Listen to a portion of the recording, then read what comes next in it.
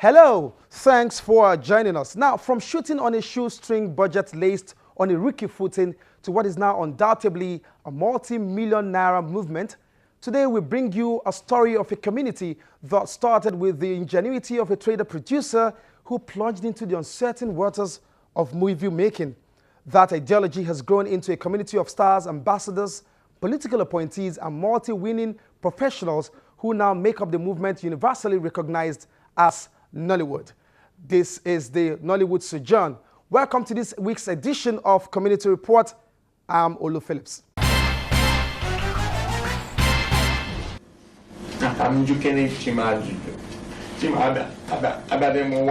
In 1991, a foremost film producer and marketer, Mr. Kenneth Nollywood, took the bull by the horn to produce and subtitle the trailblazing Igbo film Living in Bondage, featuring Kenneth Okonkwo as lead.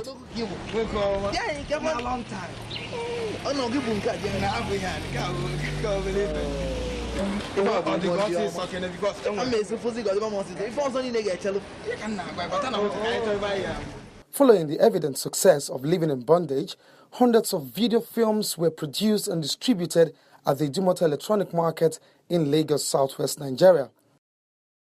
Before this time, pockets of video films and TV drama series in Yoruba, Igbo, and Hausa had been produced, but it was Living in Bondage that awakened national interest and catalyzed the informal birth of Nollywood as it is today.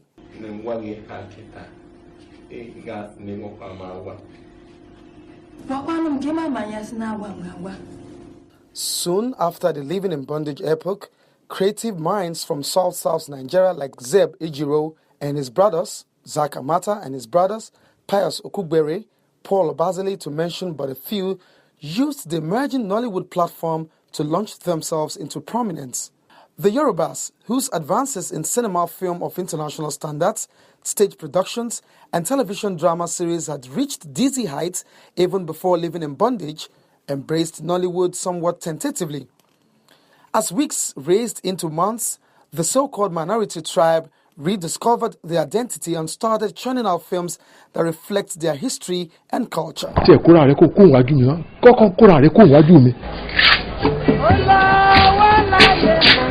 It got to a point when films were on the market stands in dozens every Monday. Foreign cynics, up till today, are at loss as Nollywood's history and progress defies textbook predictions. Before now, Nigerian television production, people used to look at us as, oh, those people. But now we've gone beyond just being those people to being the people that people want to meet.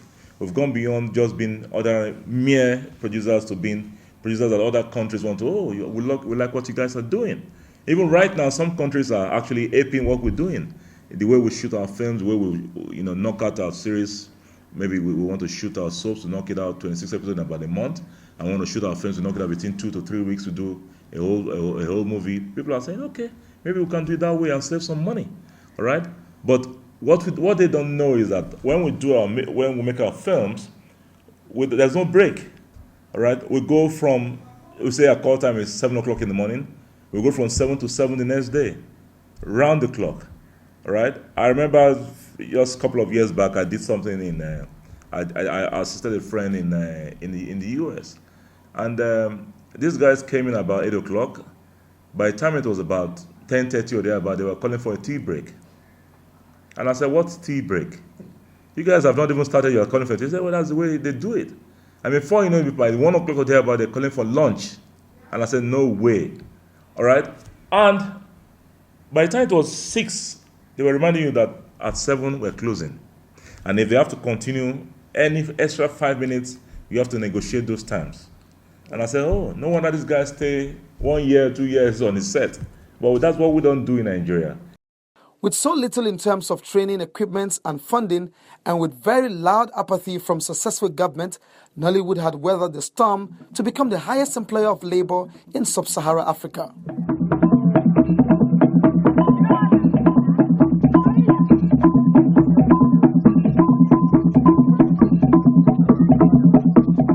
Indeed, when the immediate past administration rebased Nigeria's economy indices to accommodate Nollywood, Nigeria easily had the largest economy in the continent of Africa. There are big image booster.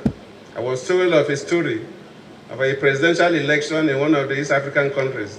They have to invite one of our stars to go and attend a presidential program to market the president for the people.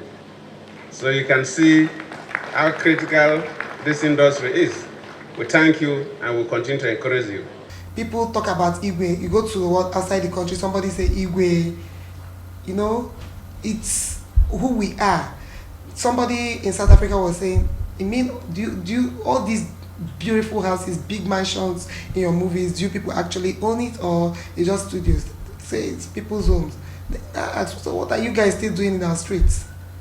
So people are seeing a different version of us. Those who think that Africans live on a tree, we are monkeys that live on a tree, that seeing something different. Even our Nigerians who are outside this country, they're seeing our movies, they're saying, oh, we are quite developing. My sister, the very first time she came to the country, she traveled for a very long time. She didn't come. When she came in, she was telling us in the bank, when you go to there, you press the door just. I just said, okay, let's go to the bank. When she goes to the bank and she saw everything, she said, wow, there's no difference.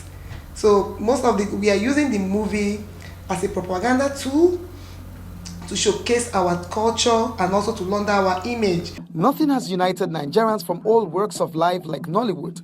On the set for production, it is very common to see Igbos, Yorubas, Benins, thieves, Hausas, and so on mingling in peace and conviviality and pursuing a common creative prospect.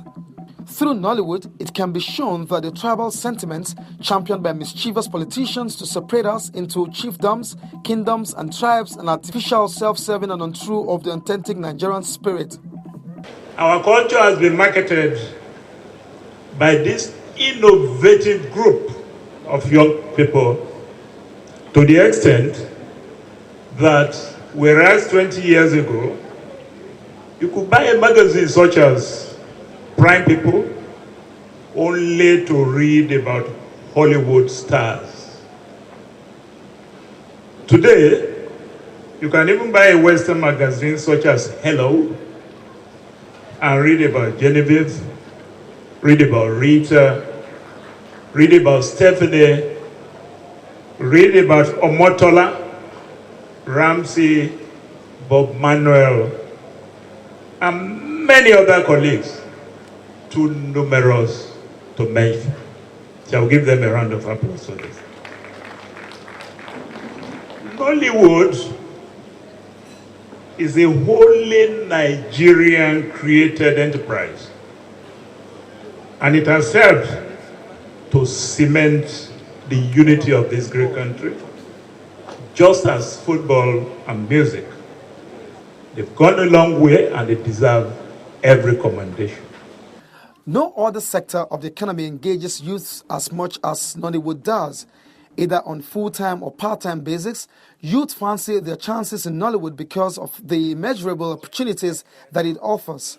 With population indices spiraling out of control, with lack of paid jobs and government apparent unwillingness to spend more on salaries and emoluments, creative youths are finding succor and career paths on the Nollywood platform.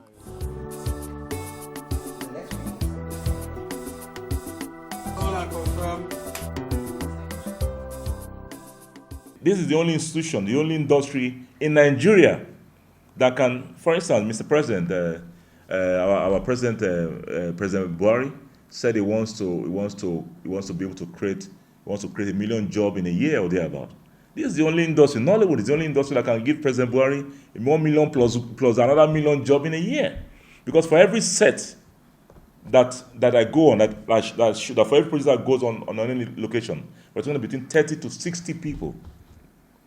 Besides the actors, you're talking of the gaffer, the cameraman with his assistant, the sound man, the light man. Everybody's working. It's like a beehive. They need to be paid. So, for any industry, not even the oil industry, well, thank God they're even coming back to us now. Not even the financial institutions like the banks. This is the only industry that can create the 1 million job that Mr. President says he wants to create. So, we are the beautiful bride.